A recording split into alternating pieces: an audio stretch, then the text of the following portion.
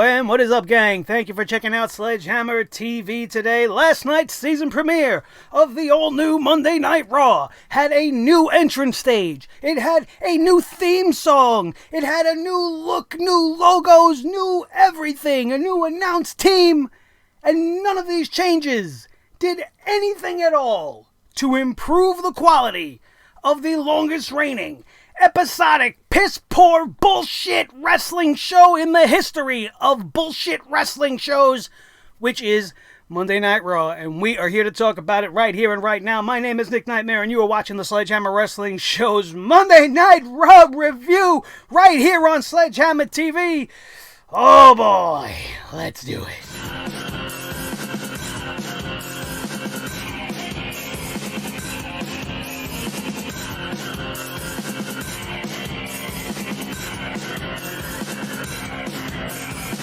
Sledgehammer Wrestling Show.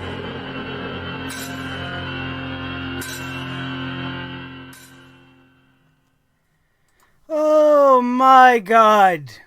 My God. I don't know. I just don't know. There is no way you can tell me that you enjoyed tonight's show. Oh, it's so great. What a different Monday Night Raw. It was written by Paul Heyman. I could just feel it. Get out of here with this nonsense. Sure, it was written by Paul Heyman. Anybody that has ever watched an episode of ECW can tell you that that was a very heavily influenced episode of Monday Night Raw as far as Paul Heyman is concerned. But if you guys are honest with yourself, think about everything that happened on last night's Monday Night Raw. All the things that you enjoyed. Oh, the Brock Lesnar thing. The Bobby Lashley thing, all the things you thought were controversial and great. If that was all done under Vince McMahon, and Paul Heyman was never announced for this comeback, and this was a show that was written by Vince, and you didn't know anything about Paul Heyman's involvement of it, would you still be so accepting of it? Would you still be alright with it? Because I certainly am not. This show was trash. This show was the epitome of trash. We've sat through some really bad Monday Night Raws. This one might be the worst one, at least in my opinion. Listen, it's not 1996. Jerry Springer is not a thing anymore. All of this bullshit that they are doing with Lana, we're going to go right for it. We're going right to the gusto. Lana is a piece of trash. All right, now, I say this to you as a married man. I don't give a shit what Vince McMahon would have came to the back and fucking offered me. He could have offered me a 3-year-long reign as the World Heavyweight Champion, $500 million, and every bell and whistle he could have threw into the fucking deal to sweeten the pot. I would never agree to have my wife show up on national television and make out with a milk dud. Especially Bobby Lashley. Not that the choice of male is really that much of a difference. It could have been anybody. You could have put her up there with anybody on the stage and had her making out with some fucking guy in front of her real live husband. And don't give me this, oh, well, they're actors. They sign on for this shit. That's all well and good, and that's fine.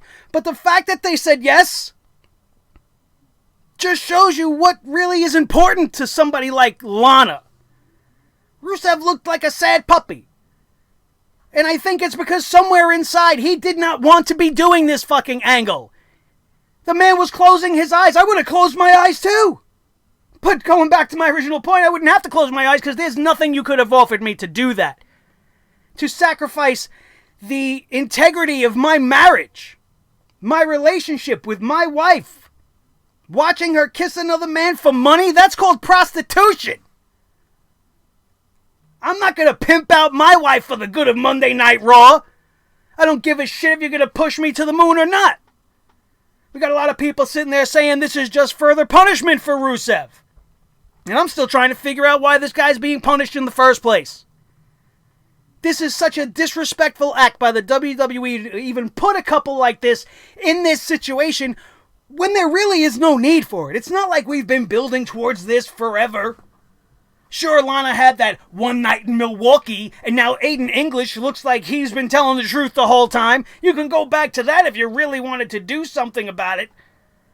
But this makes no sense. Why is Bobby Lashley with Lana? I don't want to know why. I don't want to know why. This is fucking ridiculous. You're going to ask me to buy into this? I got to suspend my belief? It's not working. We did this all before with Dolph Ziggler. It didn't work then. It's not going to work now. The wrestling community is divided on this topic as it is from what I've seen all day. You got a lot of people on my side saying that this was fucking stupid. It didn't make any sense and there was no need to put this couple in this situation. It's not doing anything for anybody involved. It's not going to elevate Bobby Lashley into everybody's consciousness as something awesome now. Nobody's going to give a shit about Lana anymore. Lana's stock plummeted last night. I don't give a shit. I'm sure there's a bunch of you guys out there that can tune into Pornhub on a regular basis, or you go to YouPorn or whatever flavor of the month you like to go and get your rocks off at. And you can search for any BBC video that you want. You don't have to go to Monday Night Raw to get your rocks off on some cuck action. It's bad enough we were dealing with it with Mike Kanellis and Maria. At least if they would have done it there, this would have made sense. You're building this story, you're doing this thing, but instead you transfix it to Rusev and Lana, who's had nothing to do with anything forever. And you brought Rusev back just a couple of weeks ago. You made him look like a beast. And now tonight, in one fell swoop, you teamed him with Hulk Hogan and then had his wife making out with Bobby Lashley. And I'm asking you why. Did you like it? I didn't. I don't want to know where it's going. I don't want to give it time, see where it's going to develop. Fuck that. This is trash. If this is the best they can do to come up with reasons for guys to fight, then they need to go back to creative writing school. Go back to college, take another composition English class, because you guys are falling back on shit that nobody cares about anymore. This is Jerry Springer 1996, 1997 bullshit. This kind of stuff don't play on TV anymore. And then you got these two idiots playing it off on social media. Bobby Lashley, oh, she tasted like strawberries. And Lana's responding back with little kiss emojis. Are you serious right now? I bet you after last night, Rusev cannot wait for his contract to expire. And if this truly is the WWE just finding a reason to fuck with Rusev because he hasn't decided whether or not he's staying with the company, then they are even more petty and childish than we have ever imagined and ever accused them of being in the past. How ridiculous could this be?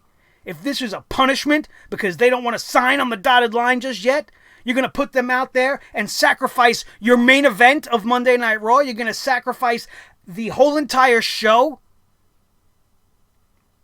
to put over an angle that's going to do jack shit just to make Rusev look bad, so when they walk out the door, you think AEW is going to give a shit that they did all this to Rusev? Absolutely not. I loved Alexander Rusev.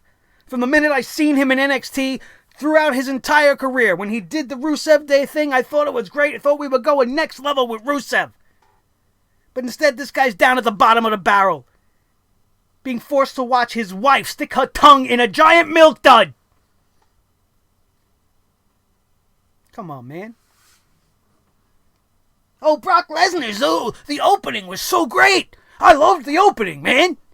The opening was fantastic. One of the best openings of Monday Night Raw I've ever seen. Brock Lesnar looked like a beast. Why? Why did you enjoy that? He came out at the beginning of Monday Night Raw to interrupt Rey Mysterio. He threw Rey Mysterio around like yesterday's laundry, and then he attacked Dominic, and everybody's getting all fucking excited. Who cares? And for what reason? Oh, Brock Lesnar destroyed both of these guys. Destroyed what? He destroyed one guy who's half his size and another kid who's half his age, and everybody's impressed? Oh, that's so great. What an intense opening. It made absolutely no sense. All it did was remove Rey Mysterio from the main event. It removed him from the match that was promised to the fans so that they could insert Rusev and do the cuck thing. Otherwise, Brock Lesnar had zero impact on that show. He came, he showed up, he beat up Rey Mysterio, he threw up the giant, he threw around. I was throwing up watching this. Brock Lesnar didn't throw up, I threw up. Watching him toss around this giant baby man, Dominic, and his tiny dad.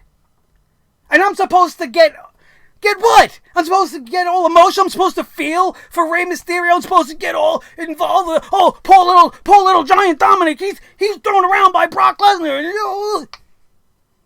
Why is it happening? Brock Lesnar is facing Kofi Kingston in 4 days. What did he have to do with Rey Mysterio? Well, Brock Lesnar can do what Brock Lesnar wants. He'll walk around and do what... Nonsense. Random chaos. That is no way to go around booking a television show. We'll just do this.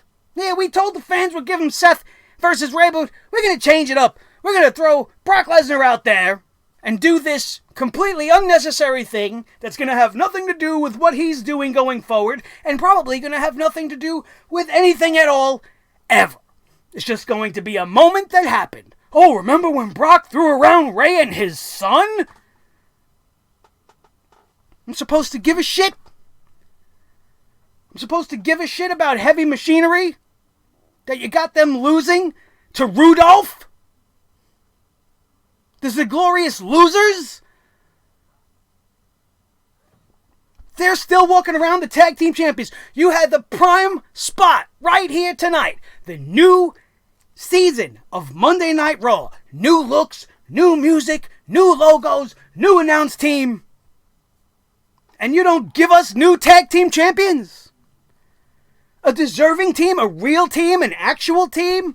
A team that you've been building up and giving momentum to only to deflate it completely on Monday Night Raw?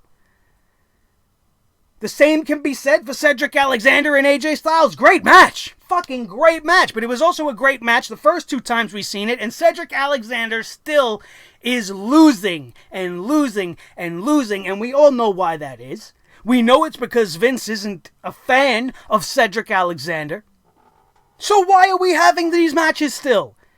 If Cedric is never going to get his chance to shine and have some comeuppance against AJ, why are we doing this again? The rest of Monday Night Raw's season premiere was rematch after rematch after rematch. Lacey Evans versus Natalya put me the fuck to sleep. That's why I am here doing it today, and I wasn't here last night for you guys. You could blame Natalya, and bam, bam, I'm fucking boring. I'm putting Nick to sleep. I smell like mothballs, bam, bam, bam. Fuck that match. And fuck those girls. Who cares? Is there no other women on the roster? Please. You can't tell me you got Kairi Sane and Asuka sitting in the back doing nothing and I gotta keep seeing Lacey Evans versus Natalya over and over and over again to see botchfest after botchfest after botchfest, and then you got people go, oh, Lacey Evans has really improved. Where?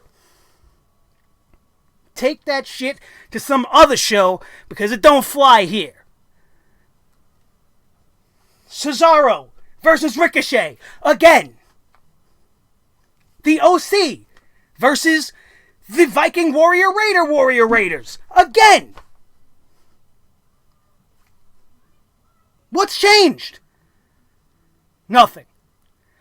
Now you got everybody still being hopeful. Oh, well, the draft is...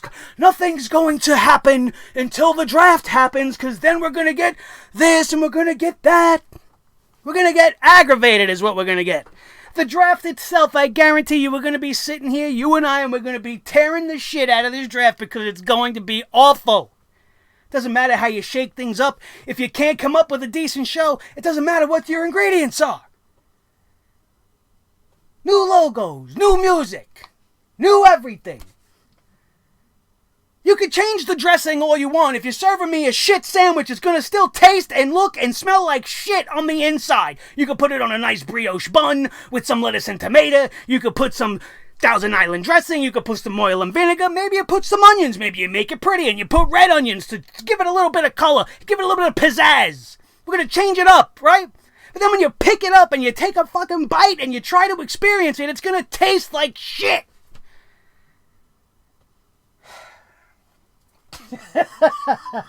And that is Monday Night Raw.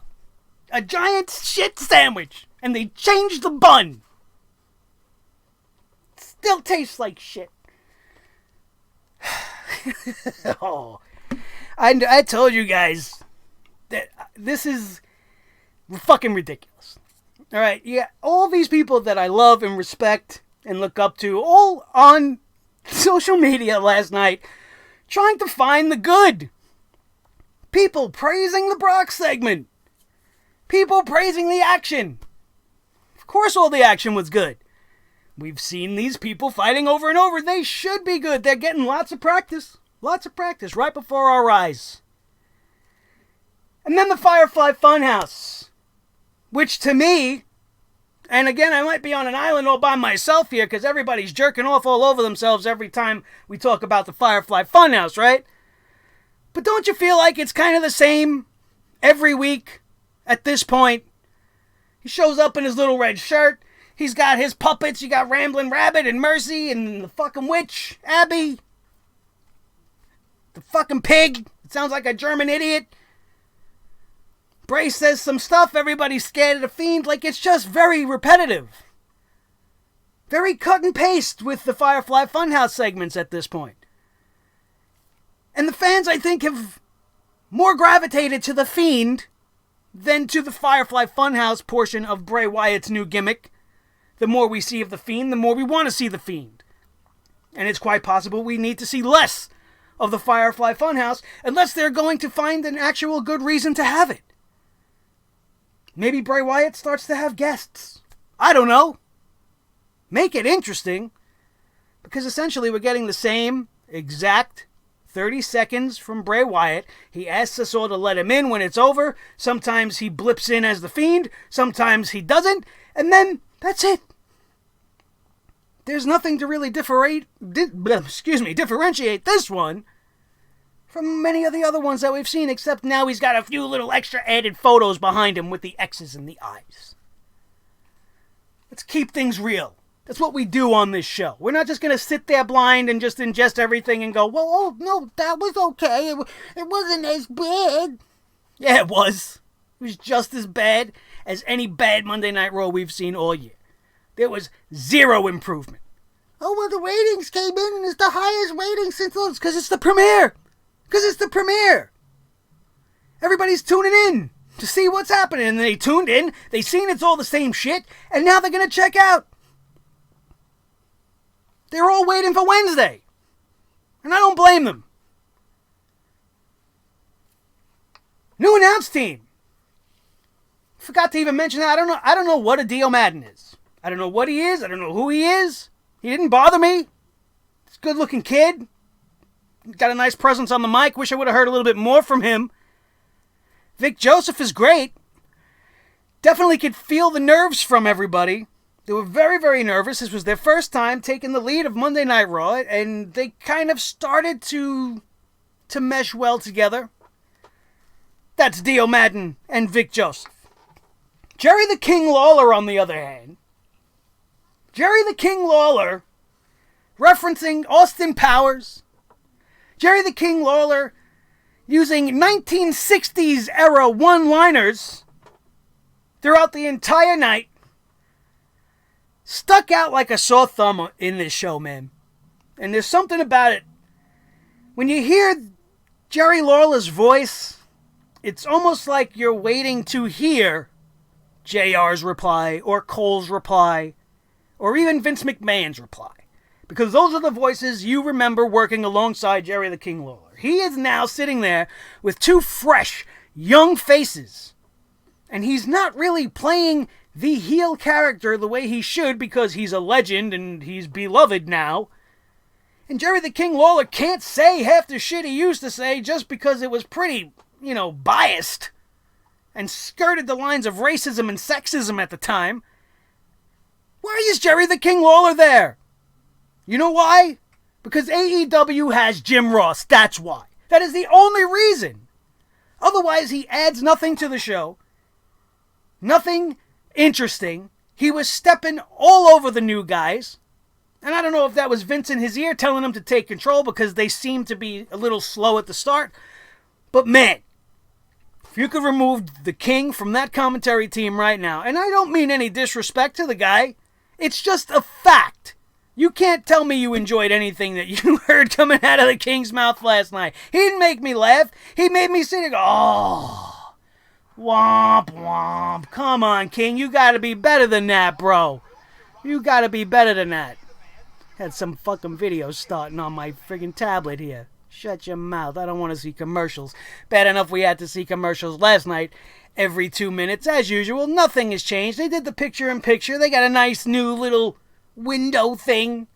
Who cares? All of this is window dressing and none of it matters. At the end of the day, we had the same piece of shit, garbage Monday Night Raw. And let's go up and down the card and we could go match by match now. Now that I got all that shit out of my system, because it's been festering in me all day. You guys don't understand. I woke up at 3 in the morning and I was furious that I did not stay awake to record this review and be here with you guys last night to talk about all of this bullshit that they did. I was absolutely furious.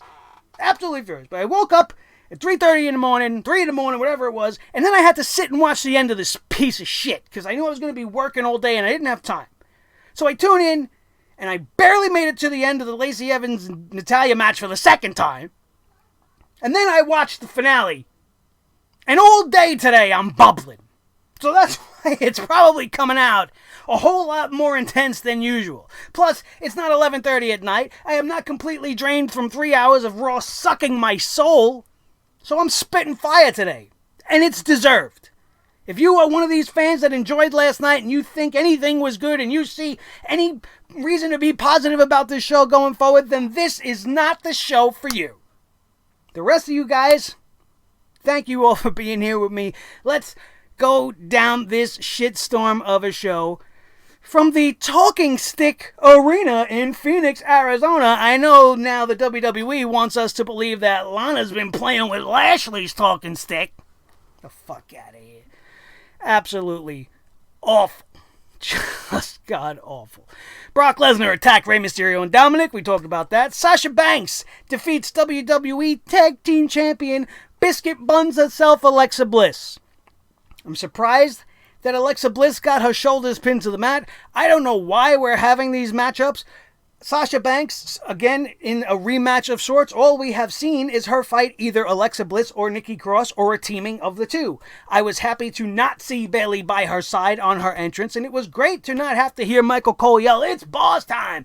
But that's only a matter of time. We're going to hear it tomorrow when Sasha shows up on SmackDown Live. Who's to say Sasha's not going to be traded to SmackDown Live in the draft so that Michael Cole can torture us with his ridiculous call over and over again? He probably is going to miss it. But maybe not for too long. We'll have to see when we tune into SmackDown Live on Friday, because I'm almost positive we're going to see Sasha Banks on that show, because there are no lines just yet. The Raw Tag Team Champions, we talked about this. The Ziglorious Rudolphs defeated Heavy Machinery. Then, oh, wow, we went so off on those other topics, we forgot about this one, and here's another one. I cannot believe that in 2019, I had to watch Hulk Hogan and Ric Flair cut promos on each other as if they were going to have an old man throwdown in the middle of the ring. If you follow me on Twitter, I don't know why you're not if you don't. You can follow me on Twitter at Nick Nightmare. I posted a video. I was watching this segment and I was laughing uncontrollably. I was laughing so hard that I felt the need to take my phone and capture this moment because I'm begging them, please don't do this, because this is even worse than just having them come back and show up for no reason. If you're going to sit there and put these two in the ring, I was very scared of that. And then they take it and go one step further with it. They make it even worse. Ric Flair standing out there with marbles in his mouth. Hogan standing there trying to remember his lines. And these two guys are hyping each other up. Oh, Ric Flair's saying, "I'm the best wrestler that there ever was in these ropes. I know that you were the biggest draw, but Austin was the biggest, but Taker was, no, this guy, trying to fucking save himself from embarrassing Hulk Hogan or anybody else. And he didn't want to piss anybody off, but he's stumbling and fumbling all over his words. Hogan's sitting there waiting for his cue, and they're They're hyping a Survivor Series style matchup at the Crown Jewel pay-per-view. We're going to have Team Hogan versus Team Flair. Is everybody losing their minds? First of all, 2 weeks before Survivor Series, you shouldn't be having a Survivor Series style match anywhere in the world. Not on Raw, not on SmackDown, not as something to hype it up, not as a teaser, not as anything. It should be reserved and saved for Survivor Series specifically, and that is that. Secondly, do you really think anybody cares that it's Hogan's team versus Flair's team? Do you think you needed to add them as managerial star power on the side? What the hell do you think I'm going to give a shit when they hobble over to each other and start to try to throw a few punches at one another? Team Hogan versus Team Flair. It's 2019. They're not even on the show on a regular basis. It's not like Flair's been a manager and Hogan's been a manager, or Flair's the GM and Hogan's the GM. We're not doing any of that. We're just doing it because Hogan and Flair decided on Miz TV to take it over, not give The Miz any time to host his own show, and start talking shit to each other, only for the WWE to announce this matchup. And then they put Seth Rollins as the first member of Team Hogan. And I'm sitting there going, didn't they just make this match? Didn't they just make this match to us, to our eyes? We are sitting there watching this unfold, right? This is Miz TV. All of a sudden, they decide to do this, right? Flair has his thing, Hogan has his thing. They made this match, and they've already got team captains? Ric Flair didn't even know who his team captain was. I feel like he was about to announce somebody else, and then all of a sudden, Randy Orton comes out, and he's like, yeah, Rick, I got your back. You got Seth Rollins going to the side of Hulk Hogan, talking about 5-year-old Seth Rollins. Oh, if 5-year-old Seth Rollins would be kicking me in the thing if I didn't say, fuck 5-year-old Seth Rollins. Unnecessary. You can't tell me this segment didn't go over. Absolutely awful. You add in Rusev. Then you got King Corbin coming out on Team Flair's side. Do you care?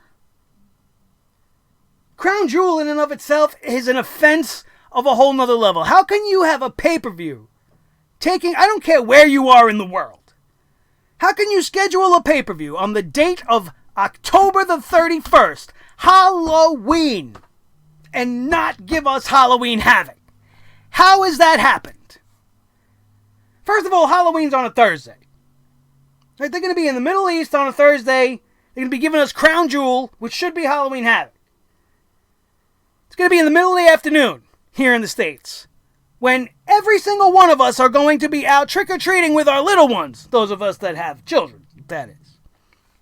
And the rest of you guys, you young guys, you want to go out, you want to go throw eggs and shaving cream up the neighborhood. You want to throw your toilet papers at houses. You want to throw eggs and bomb the shit out of buses here in New York. You know, the teenagers do their thing too. You think they want to be sitting home watching some pay-per-view when the best thing you got to book is Team Hogan versus Team Flair?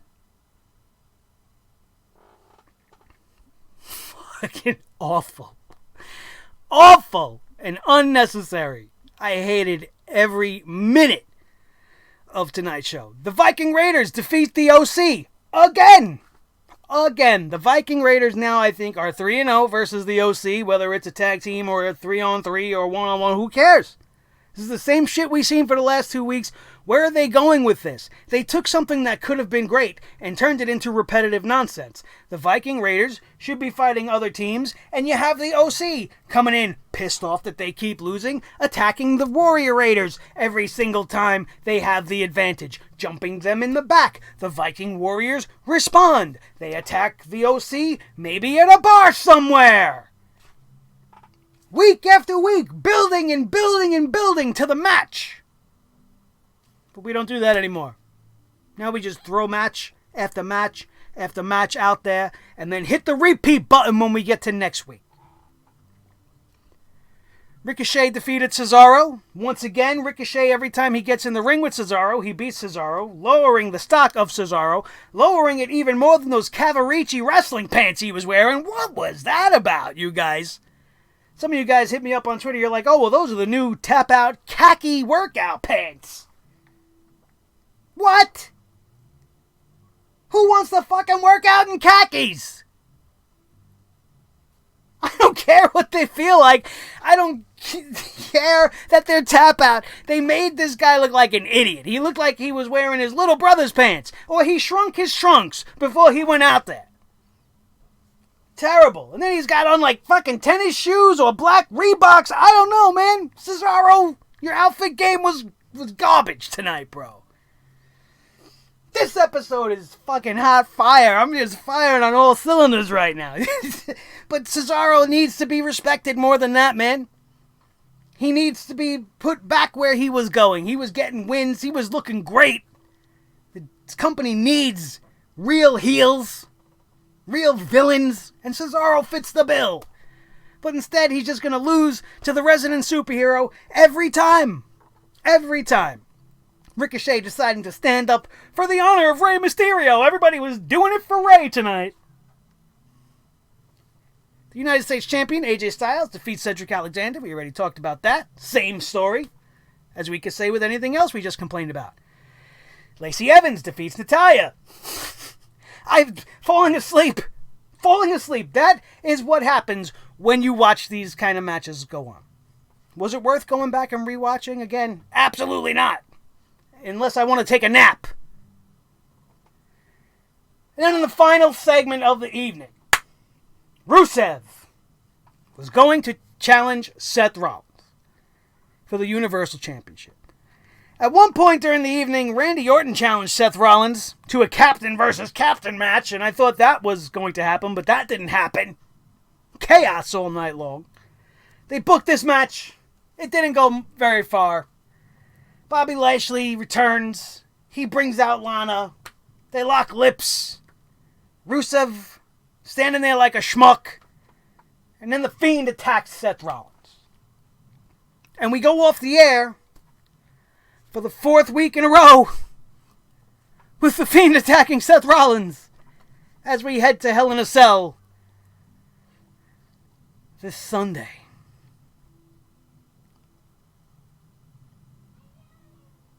Yeah. That was your show. Oh, it was so great, man. Paul Heyman's a genius, man. Why does Paul Heyman get a pass? He's just another crazy old man from the days of yesteryear. He's no better than Vince. When Paul E was doing his thing in ECW, Vince was doing it up in the WWE.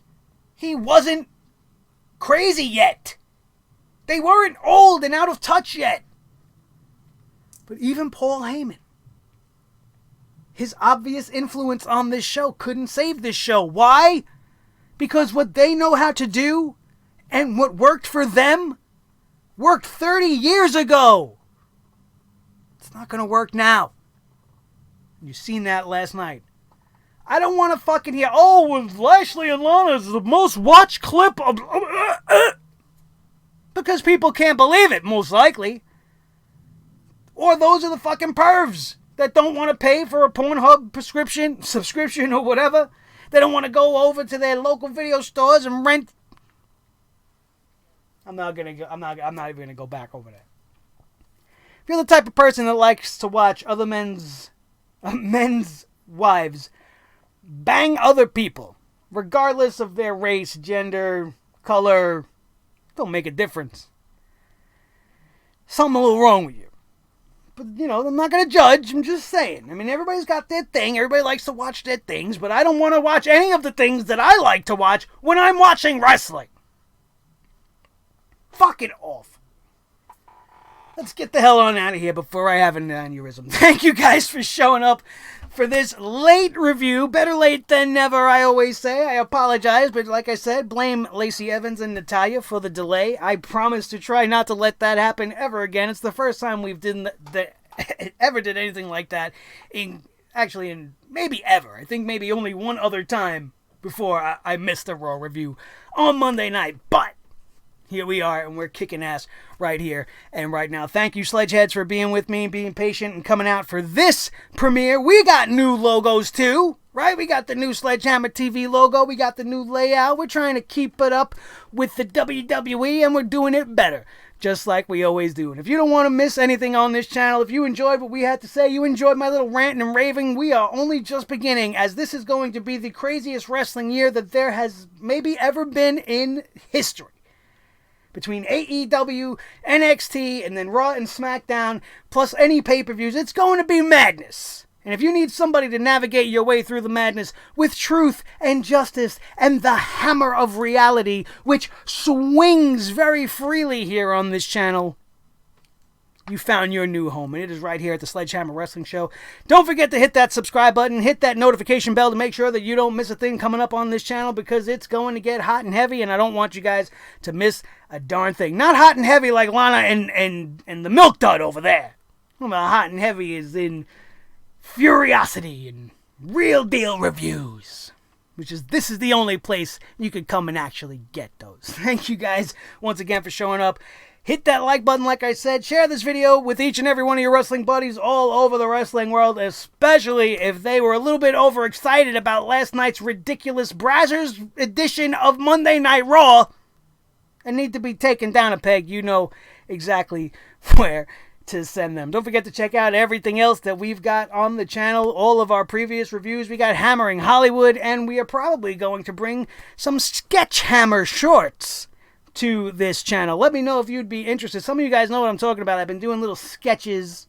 I've been doing my art, and I've been putting it out there on social media, thinking about making it a little side series, Sledgehammer TV. Let me know if you think that's a good idea or not. Thank you all once again for coming out. My name is Nick Nightmare. This is the team Thor the Sledgehammer, the official Sledgehammer of the Sledgehammer Wrestling Show. His tag team partner, the World Heavyweight Champion of all the microphones in all the world, Mr. Blue, the Snowball. The most important member of the team, as always, is each and every one of you. That, my friends, is going to do it. We are out of here, and we will see you next time right here on your new favorite wrestling show, the Sledgehammer Wrestling Show, only on Sledgehammer TV, right here on YouTube.com. Damn it, I need to take a shower again just from thinking about Lana licking that disgusting, gigantic milk dud.